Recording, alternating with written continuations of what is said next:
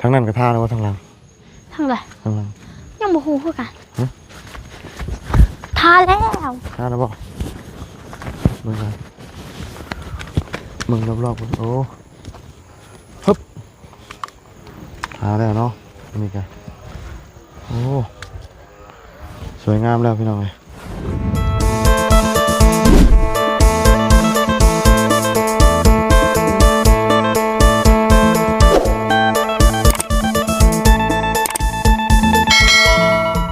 เอาคือเก่าพี่น้องไอ้ฝนนี่เนาะบริยุทธ์บริยนเนาะปล่อยเปิดมือเปิดเวียนพี่น้องเลยไปใส่กระเปื้อนเนาะส่งอย่างคือตีนเกิบนี่ไม่เตะกี่ต้มพี่น้องเลยโอ้กลับมารอบนี้ถือว่าเลี้ยวงามได้หลังนี่กันเนาะแล้วเลยบอกเลี้ยวได้ข้างหน้านี่เขาคิดมาแล้วเด้อพี่น้องกันเนาะมาตอนค่ำมาอัปเดตเบิ้งเนาะเป็นยังไง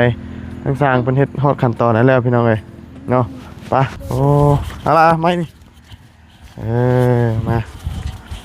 เอาไปสันมาเบิ่งเพื่อนน้องเลี้ยงก่อนเนาะส่วนทั้งนี้เลี้ยวข้างหน้างามพี่น้องเลยเนาะโอ้หมื่นแต่ขี้ต้มไม่ได้พี่น้องเลย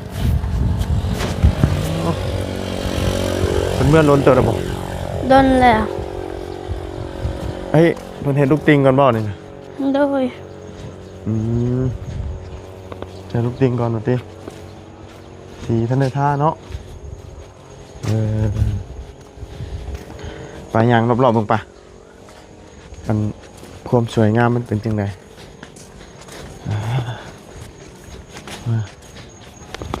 เป็นเก็บรายละเอียดให้นะบ่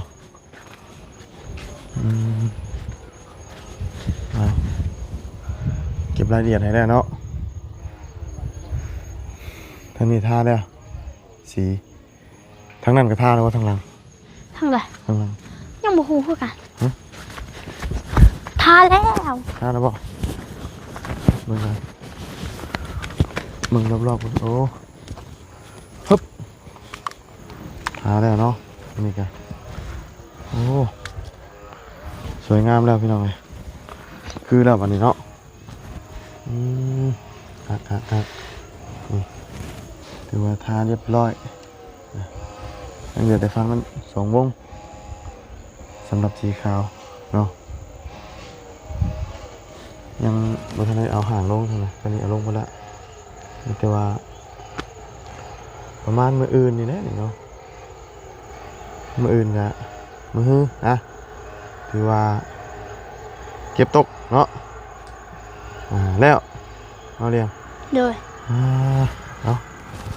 นั่งก่อนเฮานั่งนี่แหละนั่งเบิ่งอันวิวงามนี่นั่งเอามุมนี้เลยนี่นั่งเนาะ เอาสบายดี FC เพิ่นเลยสวัสดีเนาะงามเลยพี่น้องฝนตกหากะอันนั้นมันก็ตกอีกแล้วเนาะฮะมันจะตกอีกป้าเบิ่งน่ะหมอกบ่เหมือนหมอกเนาะฝนเป็นฝนโปรยปลายพี่น้องเลยเนาะตรงนี้ก็ตกมื้อพี่น้องเลยวิสัยคือกัน16-17เพิ่นว่าฝนหยุดตกเนาะตกอย่างเดียวเลย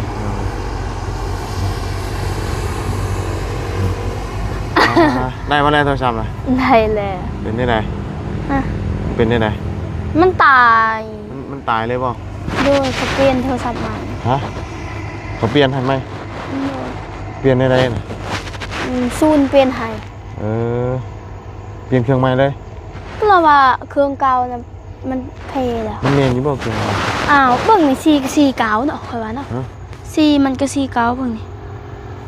ค่อยว่าเครื่องเก่าเนาะเมื่อกี้สีนี้บ่นั่นเราว่าเครื่องใหม่ก็มันไหม้คือเก่าแหละคือแต่ก่อนน่ะมันก็ไหม้เลยจะจื้ออยู่บ่ซะค่อยเบิ่งดู128 จิกคือเก่าแหละมันเก่าเดี๋ยวว่าอันนี้นะคนขับมันก็มีคอยว่าน่าจะอันเก่าแล้วมั้งเก่าดิสงสัยอันเก่า ก็ตัวที่ว่าอันไม้เนาะก็ใส่แต่หน้ากันแตกซื่อๆเนาะ โดย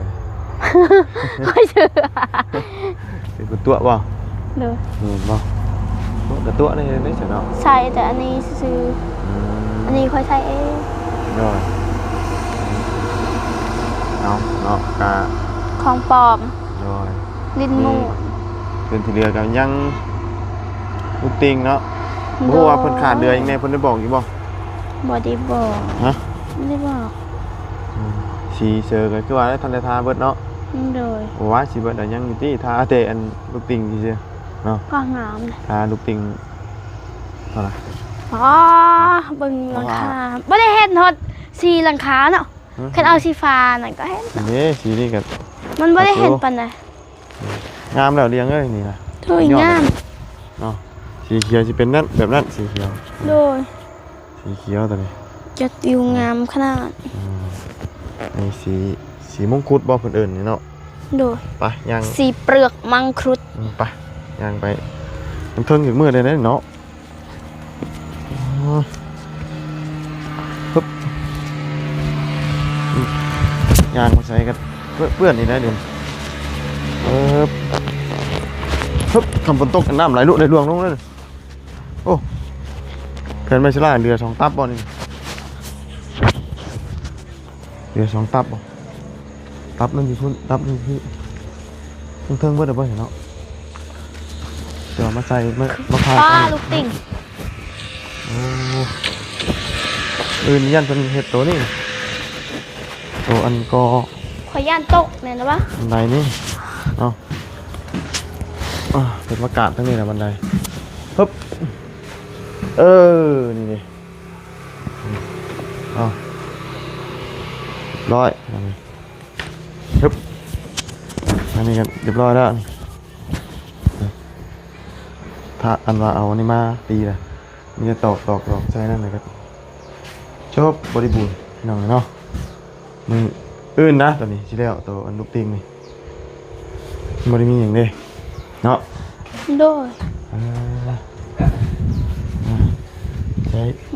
มื้อแล้วลูกติ่งยังเหลือแต่เขาเฮ็ดอันนั้นคันได้แล้วก็เทอันนั้นตีนเช้า เดี๋ยวตอนนั้นกันเบิดนะนี่ไง บ่มีแล้วเนาะ หน่อยจบ บ่มีอันน้ำบ่มีน้ำเสร็จ หน่อย น้ำน่ะมันตันมันช่ำนี่น้ำออกลงพุ่นน่ะ มันตันมาเดี๋ยวนี้ มันช่ำนี่ อืม น้อยๆมันออก หน่อย อืม เอาเย็นหน่อยขึ้นมาเทิงเนาะอากาศแบบนี้เย็นลายเย็นแห้ง หรือว่าพูดนะ ฮะ นี่ว่าออกอะไรพูด อืมมันอะไรมันถึก คือฝนเลยบ่งาม เป็นท่าแล้วเป็นตากไว้ฝนเลยเลย อันนี้เขาเฮ็ดแล้วเฮ็ดตอน นี่ยังกีทาอยู่เดี๋ยวอะไรจัง มื้ออื่นเขาใช้วงประตูบ่ แม่นกับที่ใจบุ้งประตูก่อนคนใส่ก็ใส่นะคนเอาละให้ลูกติงก็ให้ลูกติงเนาะเฮ้ยสี่เอ้าสิเบิดเลยนะ อันนั้นสั่งแล้วบอกบ่เพิ่มให้ซื้ออันนี้ทางนึงบ่ให้ซื้ออีกแล้วซื้อนี่ทางนึงนี่เนาะ ซื้ออันนี้มาอีกนึงแล้วก็ซื้อ แม่นแล้วก็ซื้อตะปูบ่ตะปูหก คนถ่ายไปซื้อมา ให้บ่เพิ่มซื้อแล้วก็ซื้ออันนั้นแล้วว่าซื้อดินบล็อก40ก้อนแล้วก็ซื้อปูนแดง2ซอบปูนเขียว1ซอบ ลอยบอกคำประตูนยังไม่ทันซื้อกับว่าบุญจะซื้อมายังน้ำบุญเหลืออยู่ ฟัน บ่พอติ โดย ทางติง มันงี้ตอนนี้งามก็เห็นงามที่สุดเลย ลอยมีตัวบ่เพิ่งซื้อมามืออื่นติ โดย สี่ ซีสกลักเพื่อนคอยครั้งแรกเลยบ่หรือว่าเพื่อนหลายคนแล้วมี ฮะ นี่สินี่ ก็มีละเงื่อนไขก็มี มีบ่ นี่ เพื่อนที่ทีมงานซอยเลย ก็มีคือกัน เนาะสีนี่กันเอากะบุกี้มือเนาะกะนี่เด็กเดี๋ยวตัวนี้ได้แล้วก็เก็บรายละเอียดบนนั่นบนนี้แล้วก็ตัวนี้เนาะนี่ครับเอาอันนี้เงินขึ้นอยู่ได้บ้านนี้เนาะแนวมันเด็ดมันอยู่ตรงนี้เนาะ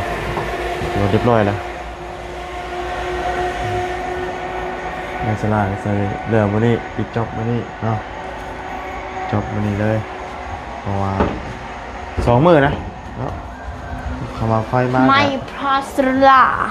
ทำไฟมา ไม่ AFG ACG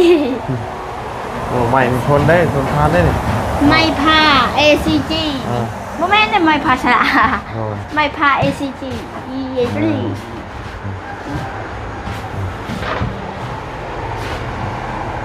งามมาเนียมมาทั้งรูปมุ่นถึงงามเอาเบิ่งเครื่องบ่งามเอาตรงเนียมเป็นหน้าทางมาเนียมมาทางนี้เนาะ ลง ไปลงเนาะมันมืดเนาะนี่ลองเลยเนาะมาเบิ่งข้างหน้านี่จังงามเพิ่นสิเฮ็ดอันนี้อีกบ่มาแล้วนะ มันอะ ระเบียงบ่ โดย เฮ็ดโต๊ะนั่งบ่ โดย เอาให้เพิ่นเฮ็ดเลยเหร โต๊ะ อ นั่งแบบไหนนะบ่าว เอาแบบ อันนี้เบิ้งคอยสิเขียน เป็นรักขมังกันเด้ เป็นแบบนี้มันเป็นสิแบบนี้ ไม่บ่ เป็นอาหารเขาแบบบอนเขาให้กินข้าวหันน่ะ มันมีตังแบบนี้ บ่ ตังมันอยู่เทิงแบบนี้ มันจะเป็นเอ็นแบบนี้เด้เอ็นแบบอิงนี่อิงเด้อืม โอ้มันมีตังแบบนี้ซื่อๆนะบ่แบบนี้นะนี่มันชุดๆเห็นยาวๆเลยตังนะ แต่พวกว่าเฮ็ดฟังนี่บ่คือเฮ็ดฟังนั่น ฟัง เฮ็ด ซองพังเลย สองฟังเลยบ่ เลย ยาวแบบมาพี่เลย เลย อืม อันนี้นะฟังนึงอันนี้นะฟังนึง บ่ เลย มองนั่งเนาะคักแล้วพี่น้องเอ้ยงามเด้อนั่งชมวิวนั่งจิบกาแฟเนาะสูบบุหรี่ปื๊ดนะคอนกุ้มอืม เอ้าดีๆเด้เนาะมันวิวทิวทัศน์มันงามบัดนี้นี่เนี่ยไปรอบๆเนาะเอาอยู่สูงกว่าหมู่เด้เหมือนคัก เห็นเฮือนจะดีนะ ฮะ เฮือนจะดีเฮือนตะกี้หลังคาเฮือนก็ไม่เห็นมาแล้วหลังคาเฮือนค่อยคือบ่เห็น เอาอยู่สูงเนาะเอาอยู่สูงมันก็บ่เห็น เห็นเลือดรถนะบางงามนะ อันนี้จะอยู่สูงกว่าหมู่เด้เนาะอยู่สูงกว่าหมู่มันก็แนมเห็นเบิดอีหยังอ่ะผู้ใดขี่รถผ่านก็เห็นนี่เห็นหมดเลยเนาะแนมเห็นเบิดเนาะคักแล้วต่างเพิ่นหากับเมื่อต่างกันจ้ะต่างกันหากับเมื่อเนาะเพราะว่าเพิ่นใช้ทางราชการต่างหาได้แล้วเหลือแต่ข้างๆเนาะ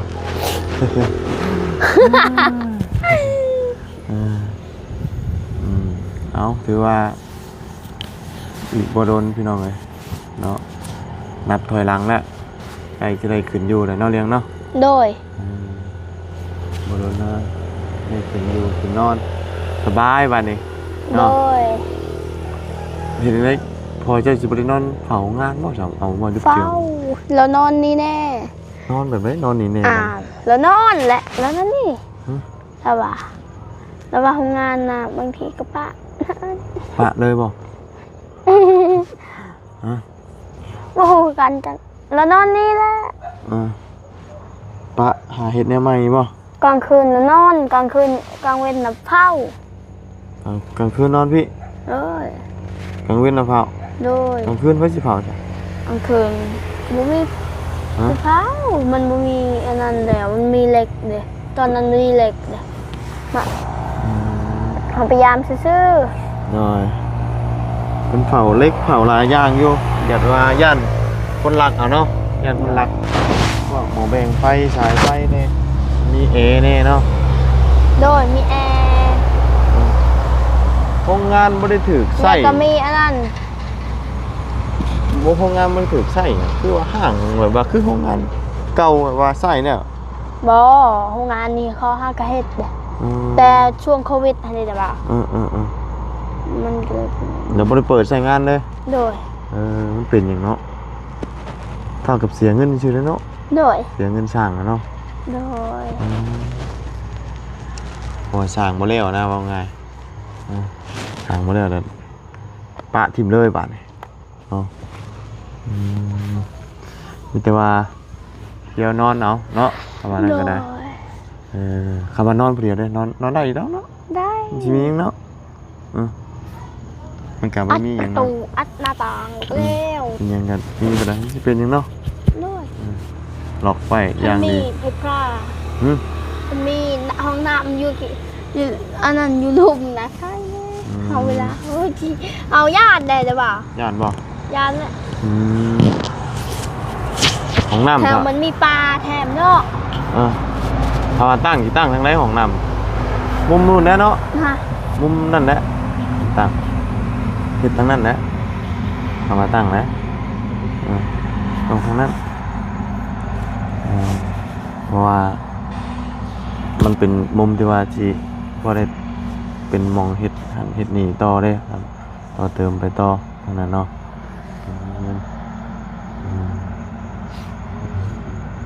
เอากะมีแต่ว่าหลังจากแล้วก็ขึ้นอยู่เนาะ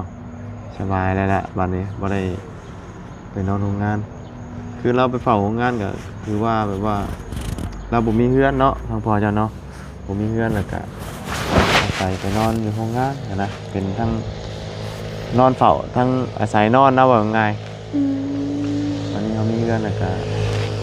นอนเฮือนบัดนี้เนาะเอาดีใจนำความฝันเป็นจริงได้พี่น้องเลยถือว่าเป็นจริงเบิดทุกคนเนาะ โดย 3-4 หลังพี่น้องเลยเนาะชาวทีดอกแค่กับต่อเติมเนาะหรือว่าซ่อมแซม เพื่อน สิ่งเฮือนตัวนั้น มันก็งามขึ้นเนาะ มันงามขึ้น เป็นทาสีให้งาม เป็นตะยูกว่าเก่าเนาะใครโปรโมใครโปรเก่าอะนะเนาะถือว่าได้เบิดเรามาอยู่นี่นะ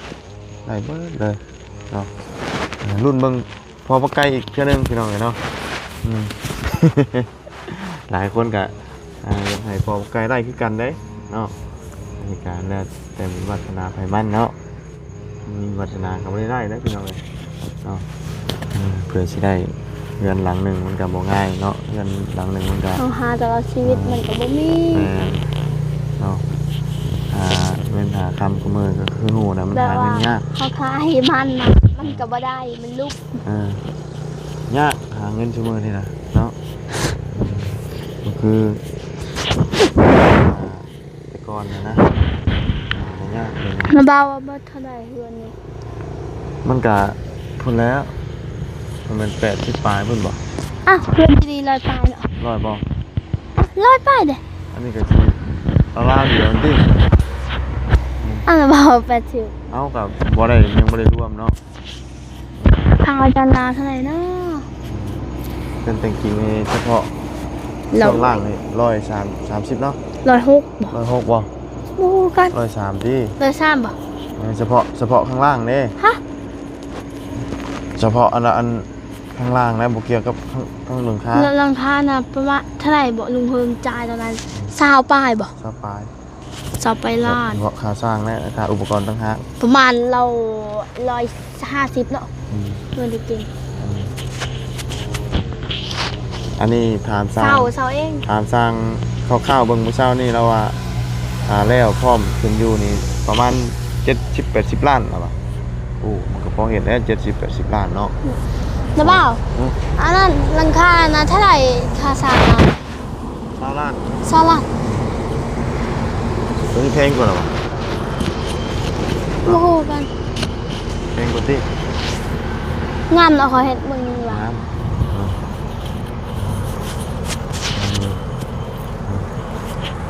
มีกันแล้วก็เฮ็ดแล้วนะใส่ปลาไม่ใช่ลาแล้วเลยจบหับเงินนี่จะมาใช่ แม่ นี่เห็นบ่ ก็มาแต่อันนั้นเสียหญ้ามัน ของพ่อเจ้าบ่ โดย ตกเองเสื้อหยามันอยู่เนาะ โดย เพราะว่าเราอันนั้นจุ้งกันกับเขาเด้ โดยไปจ้ะเนาะเบิ่งข้าวต้มขนมต้อนก่อนไปกินแซ่บๆเนาะเรียงต้นบักใหญ่เจ้าซื้อนี่เด้นี่ โดย ต้นบักมีพอเจ้าตายแล้ว โดย เนาะ โดยเยี่ยม เบิ่งสิให้ก้นมันเด้อมื้ออื่นนี่เด้อ โดย นี่กินได้น้ำมันน่ะ อันละบ้า นี่เกลือมันได้นี่ ไอ้ นะ เยี่ยมสติเด้อ ใช้หัวมันอยู่ใช้ นะบ้า ฮะ แกงขี้เล็กไหม โอ้ยเก่งขี้เด็กยามนี่ โมเมนต้นมัน มัน โมเมน เออ โมเมน เกลือมันเหม็นบ่ โมเมนว่าแล้วโมเมน เฮ้ยไผ โมเมนนะบ้า แม่นนะ โมเมน ให้เงามันอยู่ใช้ มันต่างกันเบิ่งนี่อันนั้นแนวที่เขาทิมฮะนะ แม่นบ่ เห็นไหม เหมือนเกลือมันดิ มันโมเมน อะไรว่าเกลือมัน ป้าเหือนคอยวิวงามเนาะ งามแล้วไปเนาะโอ้ย นะบ้า เดี๋ยวต้นหมักมันใหญ่ เอาเดี๋ยวไปเบิ่งทางเพื่อนจะดีก่อนพี่น้องเอ้ยเป็นยังไงเนาะเดี๋ยวเบิ่งพื้นลงไฟแล้วก่อนตำรวจเดินสายไฟเนาะ ไปเบิ่งไฟแล้วเหรอป้าเหือนจะได้แสงสว่างแล้ว โอ้หัก แส แล้ว งสว่างขึ้นมาแล้วยามฝนตกมันก็บ่ดับเนาะ อ่า นี่เฮือนจะดียามฝนตกนะจนมาเห็นทุ่งนอนนะ อ่า นี่ได้แล้วมึงป้อน เลยดิ โดยงามแล้ว อืมอันนี้ก็ เบิ่งเคยสิไปลองซักโทรศัพท์ตัวมึง เบิ่งโอ้งามเนาะปึ๊บ อ้าว ยังไง ตักเห็ดเจ้าตก นี่ ตักเห็ดเจ้า โดนบาดเลย ห้ามกูจ้างกูเป็นโทรศัพท์ ฮะ นายไปจ้างอ่ะ ยังก็ ไปจ้างเบิ่ม ฮะ อืม เอาเนาะไปเอาขนมมาเพื่อนพี่น้องเลยเนาะ แก้ว ไปเดี๋ยวเป็นไรกะลำลาเลยเด้อพี่น้องเลยเนาะเจอกันใหม่ที่ตามรับชมเนาะเอาถือว่าใกล้แล้วพี่น้องเลยเนาะมีแต่ว่าลงกัน ลงมาก ทำเลยเนาะไปแล้วพี่น้องเนาะสบายดีไป